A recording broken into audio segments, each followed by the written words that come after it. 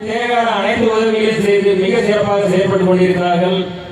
அவர் தன்னலம் கருதாமல் தன் உழைப்பு உயிர் நாடி அனைத்தையும் வியாபார பொதுமக்களுக்கு கொடுத்து பொது சேவை செய்து கொண்டிருக்கிறார். அவர் மேலும் மேலும் இதே போன்ற வியாபார பெருமக்களுக்கு பெரும் தொண்டாற்ற உங்கள் அனைவருடைய ஆசையும் அன்பும் வேண்டும் என்று கேட்டுக்கொள்கிறேன்.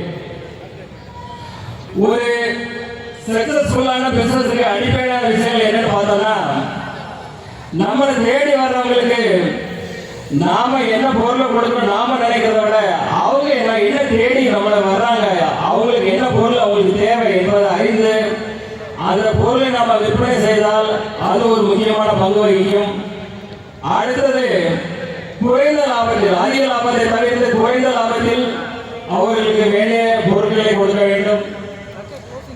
அடுத்தது இந்திய நவநாகரிக உலகத்தில் இருக்கும் அப்டேட்ஸ், எந்த வியாபார துறைகளாகட்டும் எந்த துறைகளாகட்டும் இந்த வரைக்கும் மாற்றங்கள் உருவாகிட்டே இருக்கு. அதை நம்ம க்ளோஸா ஃபாலோ பண்ணி அந்த மாற்றங்களுக்கு தகுந்த மாதிரி நம்ம உள்கட்டமைப்புகளை மாற்றி அமைக்கும் போது உங்க வியாபாரம் தொடர்ந்து வெற்றி நோக்கி பயணிக்கும். நம்ம சாதிச்சிட்டோம், நம்ம பண்ணிட்டோம், இதுக்கப்புறம் போதும் நினைக்க கூடாது. இன்றைய சூழ்நிலைக்கு என்ன செய்யணும், என்ன பண்ண வியாபாரத்தை விருத்தி பண்ண முடியும் என்று அனுதினமும் ஒரு பள்ளி மாணவனை போல நாம் தினமும் தொழிலை செய்து வந்தால் நாம் தொடர்ந்து வியாபார துறையில் வெற்றியை பெற முடியும்.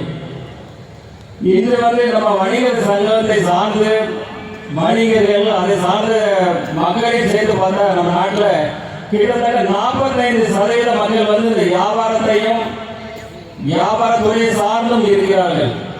அவர்களின் நலன்களை, அவர்களுக்கு ஏற்படும் குறைகளை அரசாங்கத்திடம், மத்திய அரசிடம், மாநில அரசிடம் எடுத்து சொல்லி அதற்கு நமக்கு தேவையான விஷயங்களை நமது விக்ரமராஜா அவர்கள் மிக சிறப்பாக செய்து கொண்டிருக்கிறார். இது வியாபாரிகளுக்கு மட்டும் பயன்படாது, வரி குறைப்பாகட்டும் எந்த ஒரு விஷயமாகட்டும் அது பொதுமக்கள் அனைவருக்கும் கொண்டு போய் சேர்க்கும். அது ஒரு வியாபாரத்தில் மட்டும் சென்று சேராது. ஒரு புனித யாத்திரை அவர் மிக சிறப்பாக சென்று கொண்டிருக்கிறார்.